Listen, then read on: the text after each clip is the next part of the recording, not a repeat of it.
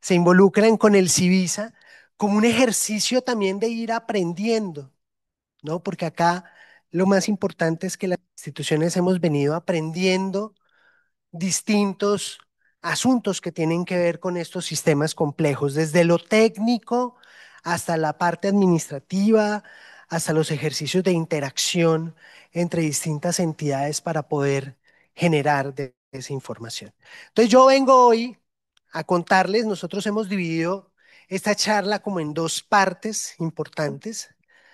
Perdón, la primera parte la voy a dictar yo, que es contarles la historia del Civisa, que hemos hecho en 10 años, más o menos, de esta experiencia. La segunda parte, porque a mí ya no me va a dar la voz dentro de 20 minutos, la vamos a, la va a presentar la compañera Sandra Porras, que es magíster en epidemiología y egresada de esta alma mater, que nos va a contar más o menos cuáles han sido los hallazgos más importantes de este ejercicio de vigilancia y cuáles son las perspectivas futuras que tenemos en términos analíticos, ¿no? Eh, entonces, para que lo tengamos también presente, entonces vamos a tener un pequeño quiebre dentro de más o menos unos 20 minutos que ya no se me escuche bien la voz. Entonces, bueno, entonces vamos a empezar un poquito. ¿De esto dónde se escuchan?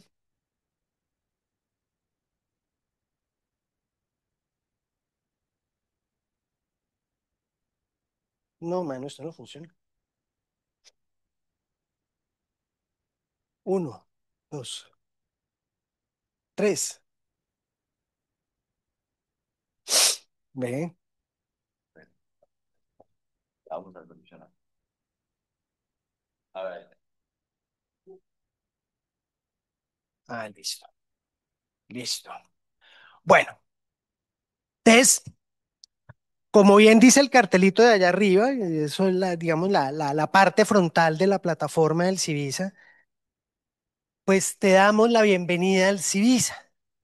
El sistema de información nace con este objetivo: establecer los procesos de recolección, análisis, interpretación y divulgación de los eventos en salud que están asociados a los contaminantes del aire, que permitieran de alguna manera generar información para tomar decisiones.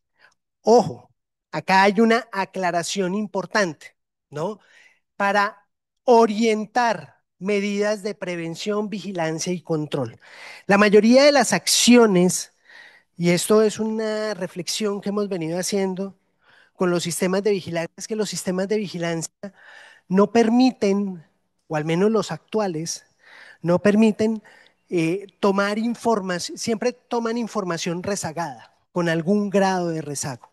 Un mes, 2 meses, un año, como en el caso de nosotros, que es la información más actualizada, y por tanto, la mayoría de esta toma de decisiones está orientada a la toma de decisiones y las evaluaciones de políticas públicas. Entonces, en principio, el objetivo de este sistema es poder establecer información que permita analizar la política pública que se va generando alrededor del tema del aire. Este sistema, como ustedes ya saben, pues hace parte de un plan mucho más grande, que es el Plan de Gestión de la Calidad del Aire del Valle de Aburrá, principalmente en su eje temático número uno, que es la generación de información y el aprovechamiento de conocimiento, y parte de esta premisa, ¿no? El sistema como herramienta para apoyar la gestión y la toma de decisiones, y el plan de gestión de la calidad del aire, o sea, digamos, permite soportar este plan y permite soportar otra serie de estrategias que se deben alinear precisamente con este ejercicio de información, en virtud de que este plan es uno de los pocos planes en salud ambiental que coloca la salud como eje central de su gestión.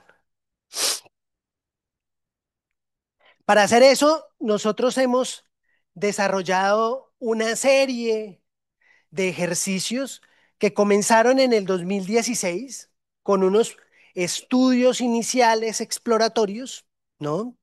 Donde nosotros empezamos a indagar en toda la literatura existente en el mundo cómo se analizaba la relación entre contaminación, entre contaminantes del aire y la salud, para poder analizar, digamos, cuál era la metodología más plausible o el abordaje más plausible para entender esta relación. Para eso realizamos durante todo este ejercicio, pues revisiones sistemáticas de la evidencia, analizamos y desarrollamos metodologías y algoritmos para el manejo de grandes volúmenes de datos, desarrollamos bases de datos que permitieran precisamente ponerse a punto para el ejercicio de análisis, porque las bases y la información disponible no necesariamente estaba en forma de que pudiera ser analizada en conjunto, entonces había que hacer unos ejercicios de tratamiento de las mismas bases de datos. Desarrollamos distintos análisis digamos, de acercamiento al fenómeno, entre los que se encontraron estos análisis que están así, que están acá detallados, y pues desde luego empezamos a establecer ejercicios de distinto rango para poder, digamos, analizar esos grandes volúmenes de datos. Cuando nosotros empezamos este ejercicio, que duró, este primer ejercicio duró, yo no sé, Ana, si tú te acuerdas, más o menos unos 18 meses. Claro, a nosotros nos contrata el área porque éramos los expertos en el tema, pero cuando nos enfrentamos por primera vez a todo el ejercicio nos damos cuenta lo complejo, lo difícil que es su análisis, porque nos tocó empezar a hacer transformaciones tanto de datos muy sencillos, porque cada una de las estaciones nos entregaba un dato distinto, ¿no? PM2.5, una estación lo medía cada 3 días, otro lo medía cada hora, otro lo medía cada día. Entonces, poder poner todos esos datos en un dato diario, que además de eso representara el municipio, se convirtió en un reto metodológico. Pero además de eso, el asunto de los registros. Nosotros duramos, digamos, casi 6 meses hablando con las distintas instancias que manejaban los datos en salud, ¿no? El Instituto Nacional de Salud, el Observatorio Nacional de Salud, el CISPRO, para poder comprender en qué forma ellos manejaban los datos de salud y darnos cuenta de que muchas veces lo que encontrábamos en los cubos de información a nivel nacional eran registros anonimizados que no permitían establecer con suficiencia casos, eventos en salud como tal, y tener que buscar la mejor fuente que nos permitiera hacer ejercicios de trazabilidad para poder configurar casos. Entonces, nos vimos abocados a una serie de innovaciones metodológicas que hemos ido implementando dentro del sistema y que nos ha permitido ir a avanzar con cierto grado de suficiencia sobre el análisis de, digamos, de este fenómeno. En un segundo ejercicio que empezó más o menos en el 2017, pues nos encontramos ya con una serie de herramientas que fuimos desarrollando y de pronto se prendió un bombillito por allá arriba, tanto de un lado como del otro, tanto del área metropolitana como de acá de la facultad, sobre la posibilidad de que todas esas herramientas que se iban diseñando se pudieran convertir en algo más. Pues desde luego se había desarrollado un ejercicio que captaba o capturaba millones de datos que circulaban por el territorio del Valle de la Aburrá, que los había permitido organizar, que era una organización coherente, que permitía un análisis en unidades territoriales específicas y en unidades temporales específicas. ¿Y por qué no mirar esos desarrollos que ya se habían hecho, cómo se organizaban y se empaquetaban en un sistema? Al principio se llamó un sistema de vigilancia epidemiológica o un sistema de información. Y empezamos los primeros ejercicios de construir el primer prototipo de sistema de vigilancia. Y esto nace con una cosa muy chistosa.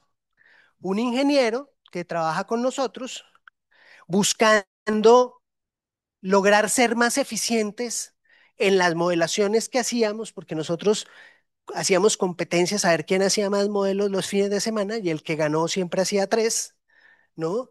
Y nosotros decíamos tres modelos en un fin de semana.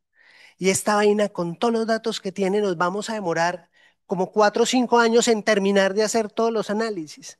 Y Fernán Villa, el profesor Fernán Villa de la Universidad Nacional, dijo, pues venga, yo hago el asunto más eficiente y empezó a mirar todas las instrucciones que nosotros íbamos desarrollando en nuestras reuniones y construyó a partir de los árboles de decisiones un algoritmo que lo traspasó a un sistema, digamos, a un sistema de R, pues construyó un código que empezó a permitir pasar de hacer 3 o 4 modelos semanales a poder realizar 100.000 modelos en un solo día. Ojo, hacer 100.000 modelos no quiere decir que todos funcionaran, pero sí al menos a correr la información que permitiera sacar 100.000 salidas, ¿no? Y lo repetimos y los asuntos se replicaban.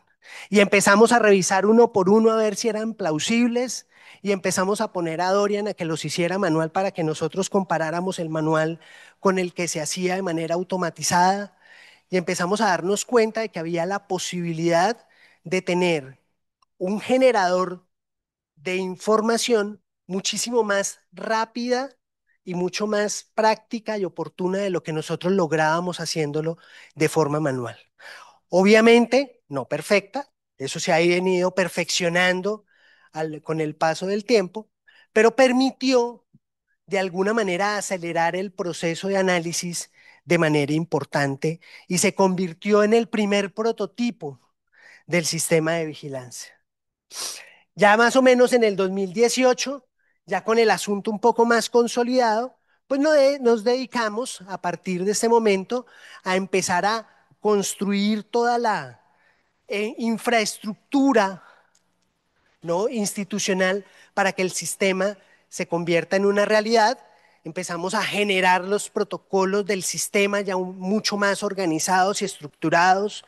Construimos todo lo que tenía que ver con las formas en que se tenían que estructurar la información.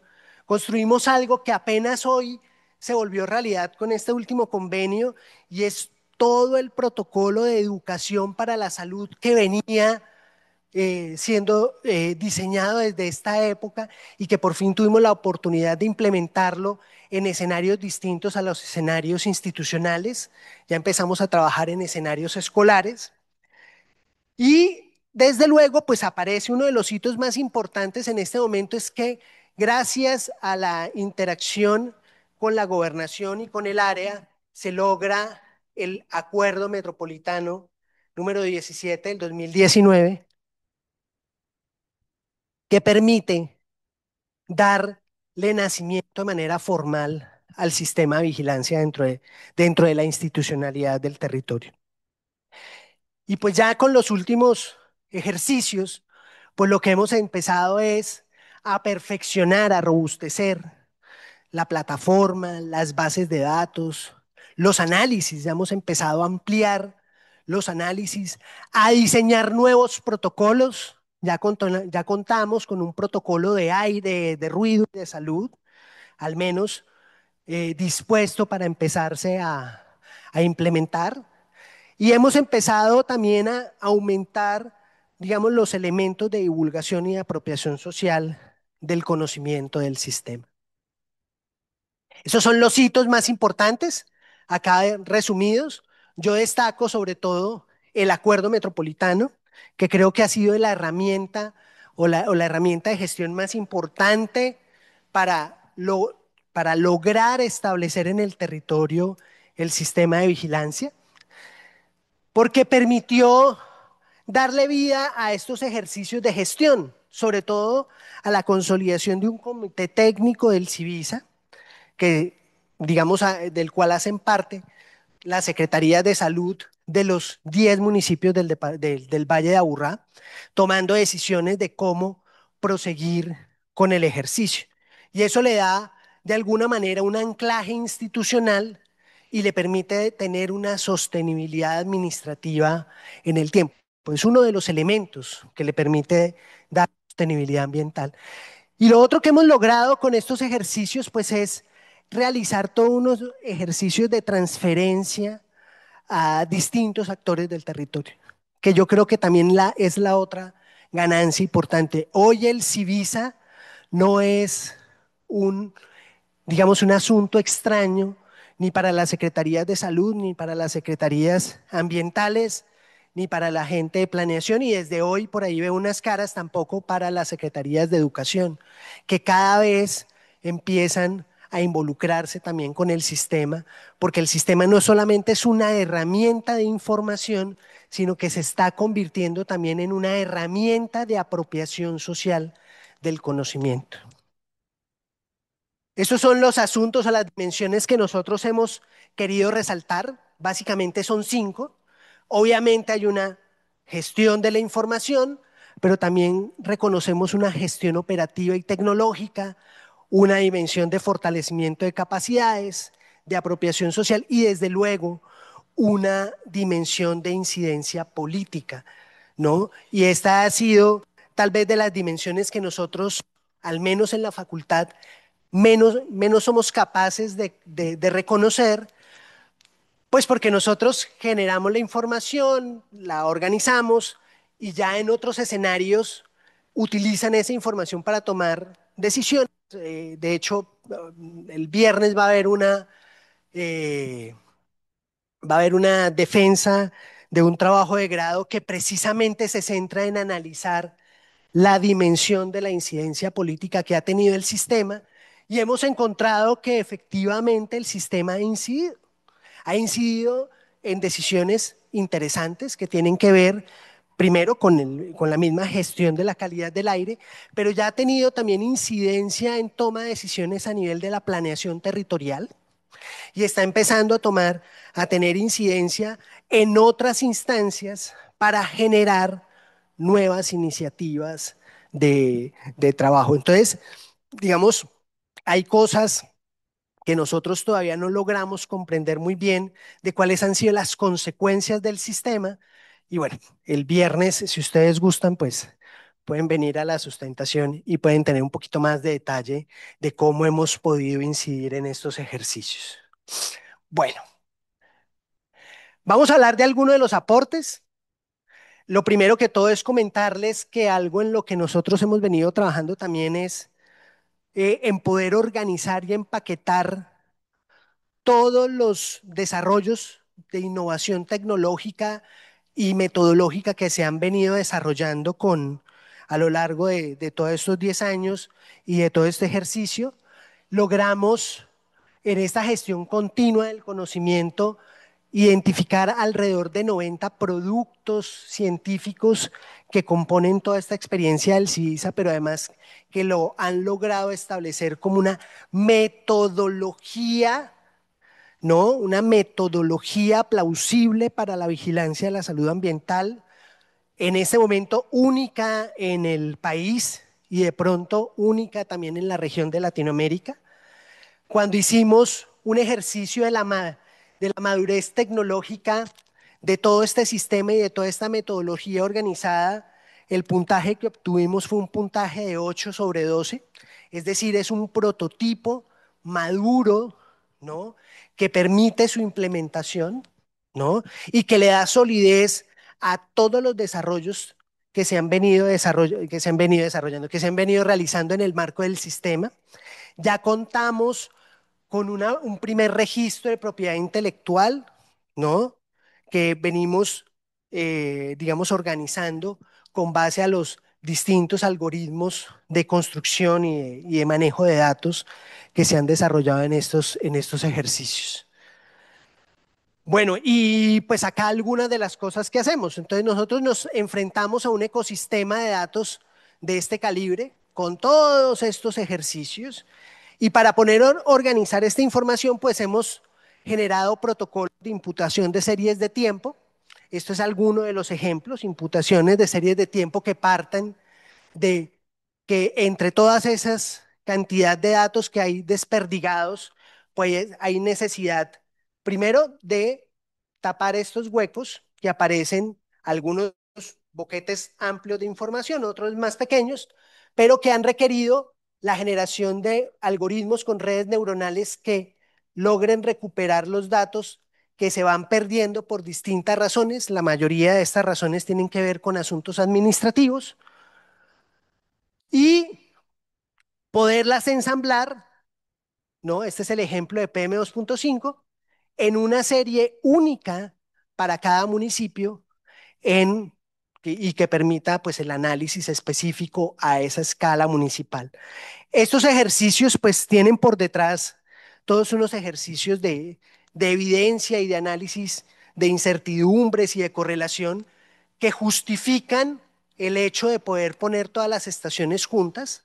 Nosotros hemos logrado a partir de estos ejercicios identificar que las diferencias que existen entre las distintas estaciones son diferencias que si bien aritméticamente, digamos, se reconocen en términos de lo estadístico, logran, digamos, algún grado de homogeneidad espacial que puede permitir el ejercicio de colocarlas en una sola serie de tiempo en un nivel mesoescalar y que estos ejercicios de ensamblaje pues representan adecuadamente las características temporales de las series de tiempo. Entonces, en esto es uno de los ejercicios que hemos podido ir trabajando.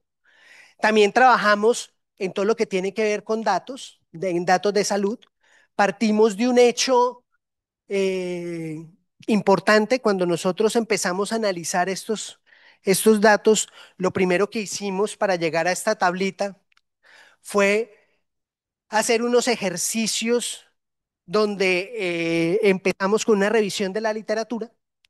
En la revisión de la literatura identificamos en cada artículo cuál era el evento que se estaba estudiando e hicimos un ejercicio de revisión de la historia natural para cada evento, no para cada código, para cada evento, que partía de establecer la plausibilidad biológica de que el evento fuera analizado en términos de contaminación del aire. ¿Qué quiero decir con esto? Venga, si la contaminación del aire produce una cosa que se llama infarto agudo del miocardio, venga y explicamos toda la cadena de elementos fisiopatológicos que se encuentran en la literatura que hacen plausible la existencia de ese evento asociado a la contaminación. Y eso fue en el año 2016, cuando no todas las cadenas de mecanicística alrededor de la contaminación del aire estaban completamente comprendidas. Entonces tocó hacer un ejercicio no solamente de revisión, no solamente de dibujar las cadenas, sino de contrastarlas con expertos en cada una de las áreas para que ellos nos indicaran su plausibilidad.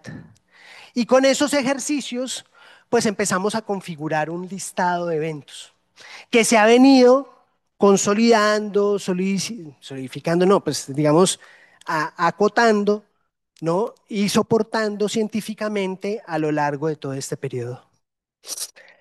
También desarrollamos herramientas de preprocesamiento, es decir, cómo lográbamos ejercicios cuando nos entregaban los datos, nos entregaban, era un ejercicio muy chistoso porque nosotros nos entregaban todas las bases de morbilidad y de mortalidad no anonimizadas, ¿no? Y nos la entregaban, me la entregaban a mí, nos tocaba guardarlas, nos tocaba sentar a los GESIS en un lugar donde solamente pudieran acceder uno específicamente, a sentarse a hacer la anonimización para podérsela entregar a los demás de manera no anonimizada. Entonces, en la facultad había un dispositivo de que llegaba a la base de datos, se entregaba al centro de investigación, en el centro de investigación se guardaba bajo llave, solamente podía ir una persona del equipo a pedirla, le entregaban la base de datos, él la utilizaba 5 minutos al lado de la persona que lo coordina, es decir, al lado mío, cuando terminaba iba y le volvía, le entregaba, la devolvían bajo llave. Entonces era un protocolo para tratar de evitar, para poder guardar la custodia de los datos, pues que, digamos, implicaba un manejo administrativo raro.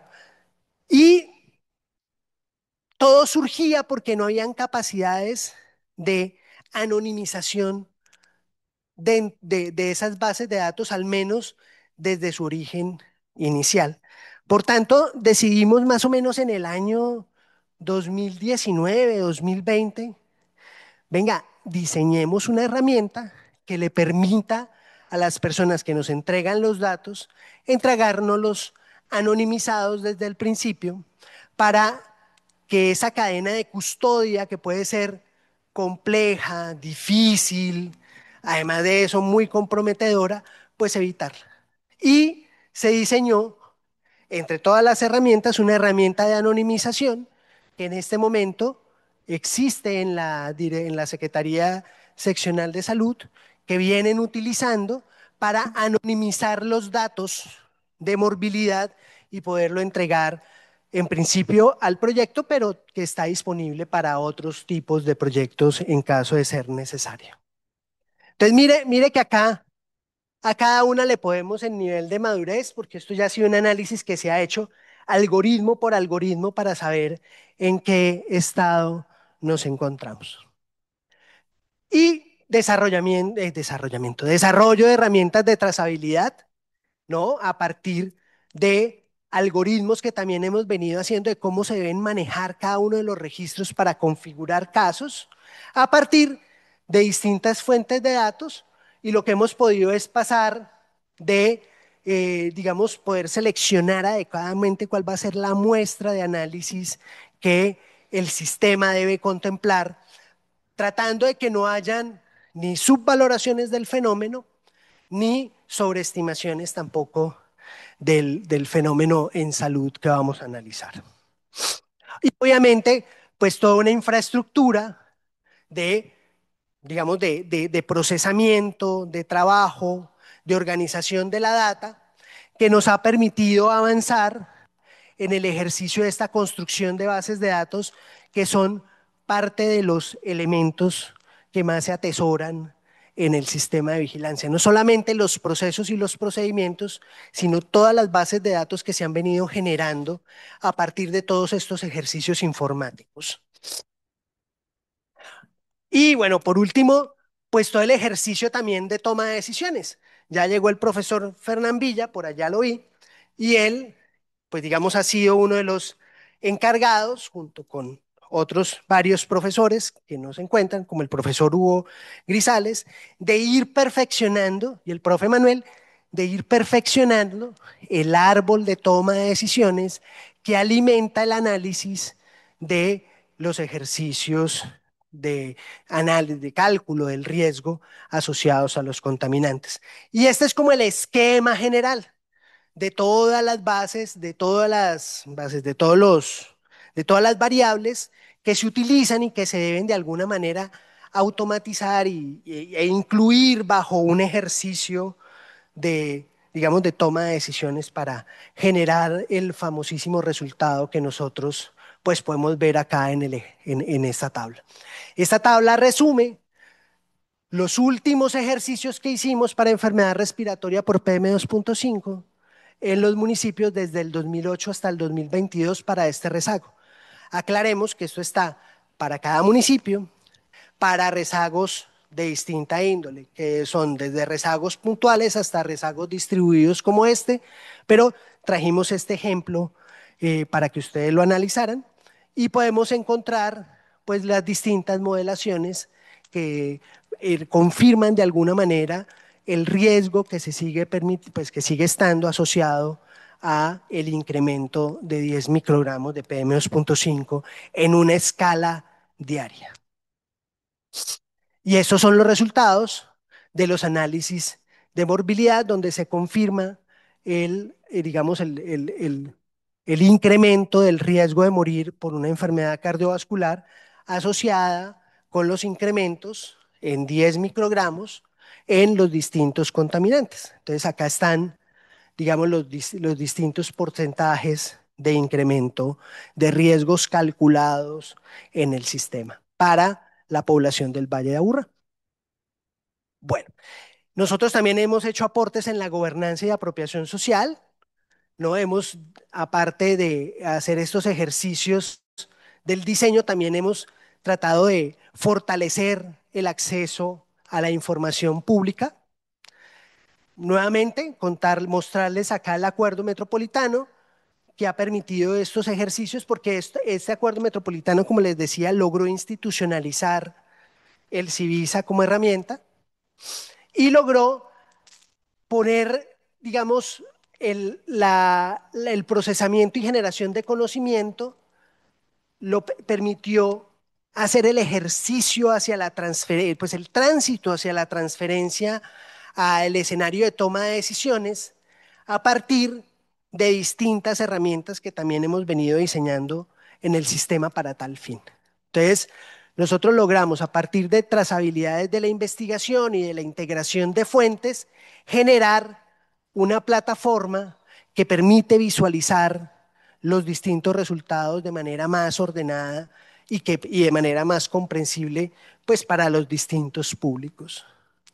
¿No? Este es, digamos, algunas de las fotos pues del Civisa mostrando los distintos elementos que nosotros logramos analizar, desde morbilidad, mortalidad, análisis de riesgo para el caso de los agudos, análisis de episodios, ¿no? También tenemos algunos ejercicios, bueno, mira, acá está algunas de las salidas de los análisis de riesgo que nosotros estamos realizando. Esta es la calculadora que les contaba que fue el prototipo de todo esto, pues la logramos implementar dentro del Civisa para que los tomadores de decisiones hagan seguimiento a su nivel de riesgo asociado a los contaminantes o a un contaminante de interés. Y hacemos todos estos ejercicios de análisis de episodios mostrando cómo cambian los incrementos de riesgo de acuerdo a la existencia o no de episodios o de cambios en los días durante el episodio y cómo se sobreincrementan los, digamos, las visitas a los sistemas de urgencias por enfermedades respiratorias o a los sistemas de hospitalización. También tenemos ejercicios de publicación de cuáles son las acciones que se deberían hacer. Esta parte las estamos perfeccionando. No alcanzamos a tenerlas suficientemente concertadas, pero para este año hicimos un gran metaanálisis de las acciones que se vienen haciendo a nivel del mundo para prevenir los impactos en salud asociados a la contaminación. Y pues ya hemos logrado establecer como un listado de más o menos unas 10 acciones que son plausibles de implementar en nuestro territorio y que pues tendrán que de alguna manera instaurarse a estas acciones que son las típicas que se encuentran en el PIGECA y en el POECA a la hora de trabajar. Y pues ya contamos con una biblioteca donde estamos organizando los distintos videos de educación para la salud que nosotros hemos venido desarrollando, ¿no? Ahí van a encontrar, por ejemplo, los primeros videos que realizamos sobre los análisis de carga y salud, y van a encontrar algunos otros videos de ejercicios que vinimos también desarrollando al interior de la facultad en promoción de la educación para la salud ambiental. También contamos con un espacio de podcast donde hay más o menos unos 10, 11, 12 podcasts. Como este es un sistema de vigilancia en salud ambiental, pues trajimos algunas de las cosas que ya habíamos desarrollado en ruido, ¿no? Porque hubo toda una serie de podcasts de ruido y salud que se produjeron en la facultad, que quedaron, digamos, pues, circularon en algún momento, pero que quedan escondidas en otra serie de documentos y en el marco de este convenio decidimos que toda esa información y todos esos productos que estaban construidos y que terminan por allá debajo de otros cientos de productos nuevos, poderlos traer a un espacio donde sigan teniendo vigencia en el momento de hacer estos ejercicios de promoción y de prevención de la salud. Y pues contamos con todo el ejercicio de documentos que hemos venido produciendo. También contamos con las bases de datos. En este sistema, una de las políticas que ha tenido el área metropolitana desde su comienzo es esa política de ciencia transparente y uno de los compromisos es que las bases de datos que se generan en este sistema de información siempre estén disponibles para su uso en el, digamos, para el público en general. Ojo, este sistema no tiene bases de datos, o sea, lo que nosotros hacemos es transformar bases de datos de otras bases de datos. O sea, nosotros cogemos las bases de datos y las transformamos, las bases de datos del CIAT y las transformamos en bases de datos para poder hacer análisis por ciudad, ¿no? Con una unidad temporal diaria. Acá están esas bases de datos transformadas. Y cogemos las bases de datos del CISPRO o de los RIPS, que son registros, y las volvemos casos. Acá están los casos. Entonces, acá están las bases de datos que utiliza el sistema de vigilancia para los análisis, que son bases de datos que ya tienen algún tratamiento.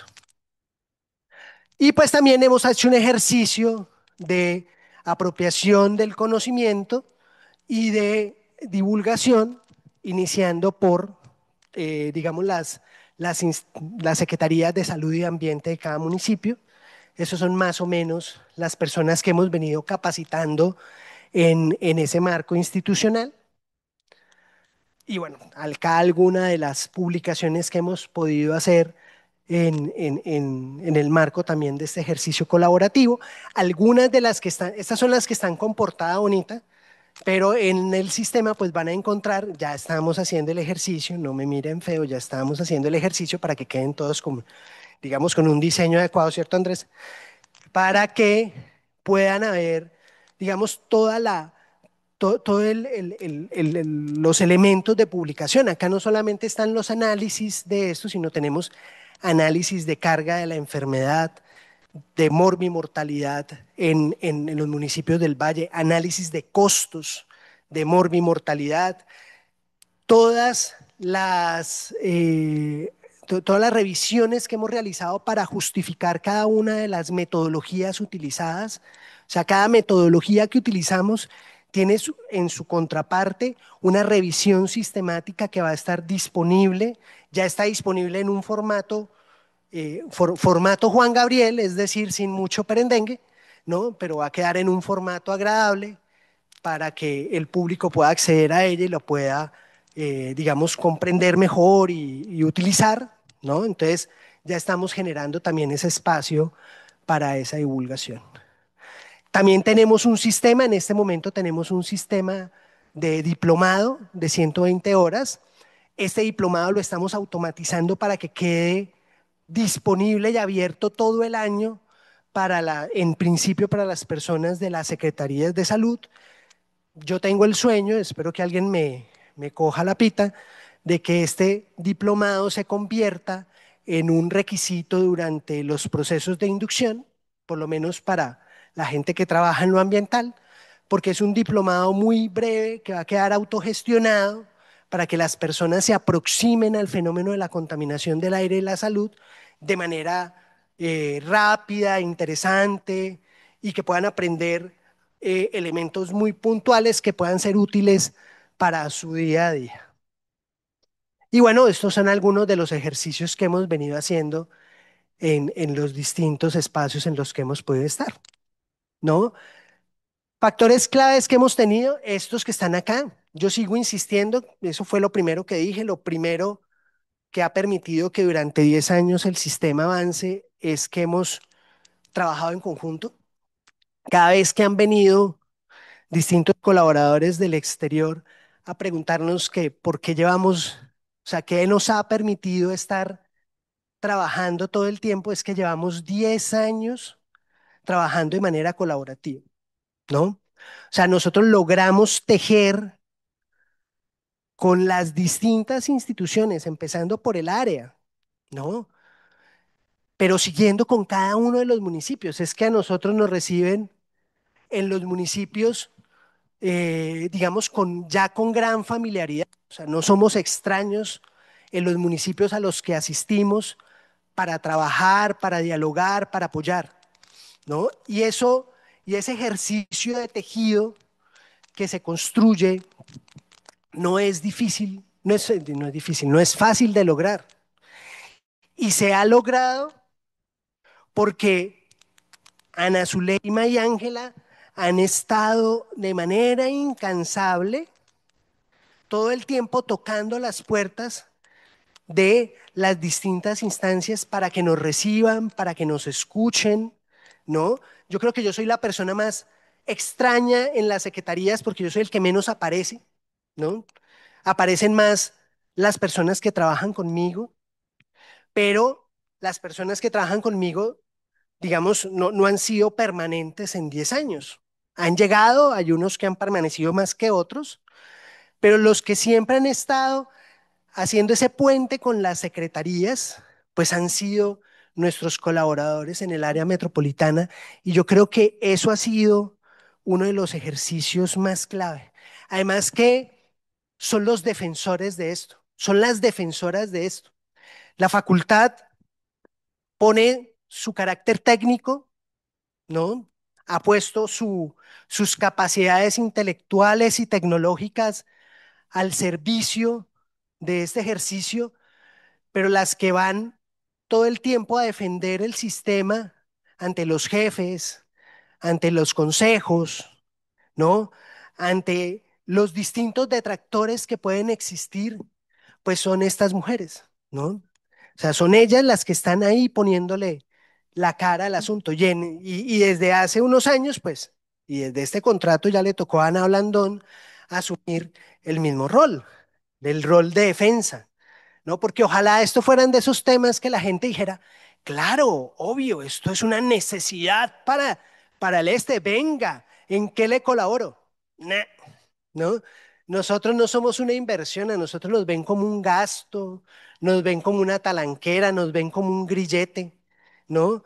Entonces, se requiere que en estos espacios institucionales haya personas que defiendan y que den la piel por este ejercicio y en este sentido, las que han defendido esto durante 10 años, pues son estas dos mujeres a las que les agradecemos mucho y desde este año, pues a Anita, que se une al equipo, ¿no? Yo lo que hago es escribir cosas y mandar informes, porque de resto yo no, pues yo no peleo mucho, la verdad, ¿no?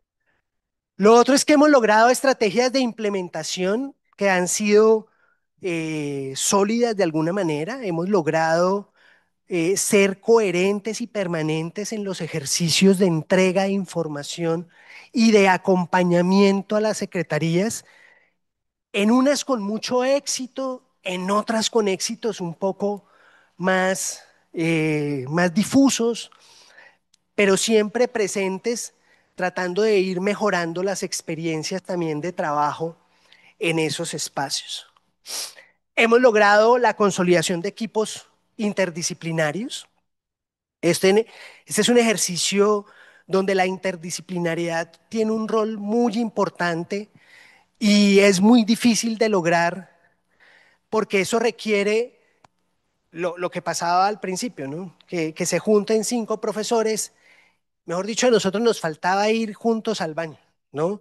Y eso que ahí estaba dos que ya eran de la tercera edad, que puedan tener problemas de próstata, iban mucho, pero nosotros íbamos a todo, todo era juntos, ¿no?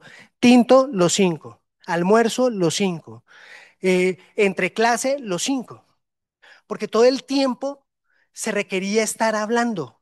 La interdisciplinariedad no es algo que se da por hecho. No, no es un ejercicio que se da por hecho, no es un ejercicio donde usted pone 5 personas de distintas disciplinas ahí y trabajen. Eso no existe. La interdisciplinaridad requiere diálogo. y requiere un diálogo que tiene que ser permanente, que tiene que ser honesto, que tiene que ser respetuoso, pero que también tiene que ser cotidiano. Construir tejido, que es lo que ha permitido hacer estos sistemas, es muy complejo. No se hace por decreto, no se hace por decreto. Se hace por, yo voy a tomar las palabras de un biólogo chileno de apellido Maturana que decía que uno hace estas cosas es por amor, ¿no? Por pasión, por compromiso. Y eso no se instaura en la firma de un decano o de un secretario de salud, hágase esto. Y eso ha sido muy difícil de consolidar. ¿Qué ha sido lo bueno? Que el asunto ha sido tan exitoso que ya se nos fue un profesor para la nacional, y mírenlo ahí sentado otra vez, y dos jubilados, y siguen los jubilados trabajando en el sistema, siguen viniendo, ¿no? Nos dedicamos a formar gente que se va y vuelve. ¿Por qué? Porque hemos logrado conformar acá también un nicho de formación que ha sido muy importante, ¿no? Bueno, estos son las síntesis. Yo me imagino que les entregaremos las presentaciones para la que las conozcan, pero eh, ya llevan levantándola esta hace como 5 minutos la manita. Entonces, muchas gracias.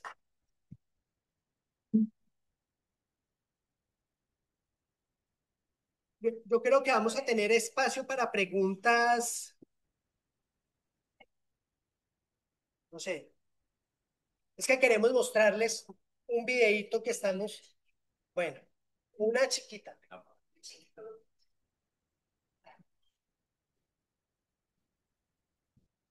Buen día. Claudia Ramírez, Mesa Ambiental, Comuna 4.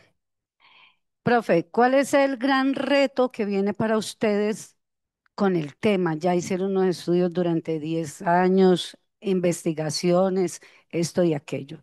¿Por qué abordo la pregunta? Porque es que nosotros en la actualidad estamos desarrollando en toda la ciudad de Medellín los presupuestos participativos en temas ambientales, ¿cierto? Todo el tiempo hablamos de basura, residuos, escombros y este año le metimos al tema la tenencia de mascotas. En el diplomado nos hizo una gran pregunta el profesor.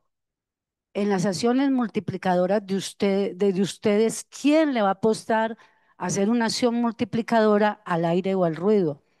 Nos quedamos todos en isofacto, ninguno. Todo mundo basura, en fin, lo ya mencionado. Hablabas de, en medio de la intervención de diplomados en salud ambiental. Yo diría que hace gran falta de que esto se vea en los presupuestos participativos para generar un cambio. Ustedes como academia la tienen clara, pero si entramos a analizar las comunidades no la tenemos clara. Yo la tengo clara porque hago parte del grupo de la red de mesas ambientales de la ciudad de Medellín, a donde tenemos un acuerdo de voluntades con ustedes, Facultad de Salud Pública Ambiental, pero los ciudadanos de a pie no la tienen clara. Entonces, ¿cuáles serían los retos de ustedes como tal? Porque realmente vienen muchos más retos. Cada vez está cambiando más la ciudad, cada vez tenemos más contaminación, cada vez esto está la salud mucho más llevada a causa del problema ambiental. Entonces, básicamente, ¿cuál es el mayor reto y qué dejar para las generaciones que hay actuales y las venideras? Porque el legado hay que dejarlo. Gracias.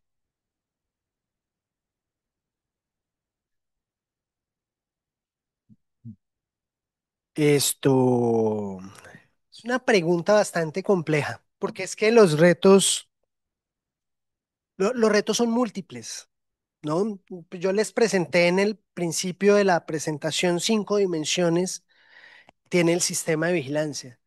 Y esas 5 dimensiones, primero, no están totalmente desarrolladas. Tiene avance, ojo, el sistema se llama Sistema de Vigilancia en Salud Ambiental. Y en este momento podemos dar cuenta de aire, de la contaminación del aire, pero y tenemos un protocolo de ruido. Pero ¿dónde están los otros factores que también afectan la salud ambiental? ¿Dónde está el cambio climático? ¿Dónde están?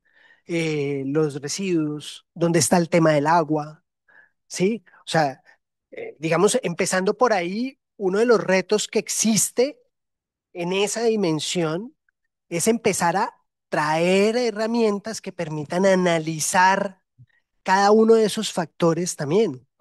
Pero no solamente esos factores de manera separada, sino también esos factores de manera conjunta, ¿sí? Porque, claro, nosotros los estamos explorando de manera separada porque no nos da la información que tenemos, ni la tecnología que tenemos, ni el conocimiento que tenemos para ponerlos todos juntos, ¿sí? No nos da en este momento. Tenemos que ir desarrollando estrategias. En la mañana de hoy va a venir una profesora que se llama Diana Marín, que les va a hablar de una de las estrategias que ella ha explorado para juntar varios de estos elementos digamos, en una aproximación un poco más coherente en términos del conjunto de factores que pueden estar afectando la salud. Esa es una aproximación. Pero también tenemos retos en términos de apropiación social y de transferencia de conocimiento, ¿no? Desde luego, y muchos retos ahí, ¿no? Yo les dije al principio, nosotros empezamos desde el 2019 existe en el sistema, y esto se lo venía diciendo a las secretarías de educación, todo un ejercicio de un programa de educación para la salud ambiental del sistema de vigilancia. Y solamente se ha podido, digamos, activar todo lo que tiene que ver digamos, con las capacidades institucionales, que también es un reto. Es que cuando usted llega a las Secretarías de Salud y Ambiente, digamos, hace 10 años, eran muy escasas las Secretarías de Salud y Ambiente de esta ciudad que miraban sus datos en función de la salud ambiental, ¿no? Y ya hemos logrado que las integren. Y ya hemos logrado que el lenguaje no sea un lenguaje distante, sino un lenguaje cada vez más común para ellos. Y se ha logrado, ¿no? Que incluso haya secretarías que ya actúan y se activan solas, ¿no? No sé si por el sistema o por iniciativa propia o por una mezcla de cosas, pero ya empiezan a generarse preguntas de manera autónoma, ¿no? Que es muy importante. ¿No? Incluso que empiezan a escucharnos lo del sistema y empiezan a mirar cómo eso se integra dentro del quehacer que ellos hacen habitualmente. Entonces, nos encontramos, por ejemplo, en Bello, que nos decían, bueno, yo tengo un tablero de indicadores, déjeme traer esto a mi tablero de indicadores para robustecerlo. Claro, o sea, a nosotros eso no se nos ocurre, se les ocurre a ellos. Entonces, ahí hay digamos, ha habido un ejercicio constante que se ha activado, pero toda la parte de educación para la salud, en escenarios escolares, en escenarios comunitarios, ha permanecido quieto realmente. ¿Por qué no se ha movido mucho? Porque no ha habido eh, ni tiempo. Acuérdese que se atravesó la pandemia durante mucho tiempo. Las fuentes de financiación también han estado difíciles. Los asuntos administrativos han tenido mucho peso en todo este ejercicio. Y este año logramos activar, no desarrollar, al menos activar el escenario digamos, de apropiación en escenarios escolares, que esperamos robustecer durante durante el próximo año, ¿no? ¿Qué estamos haciendo para tratar de mitigar esa situación?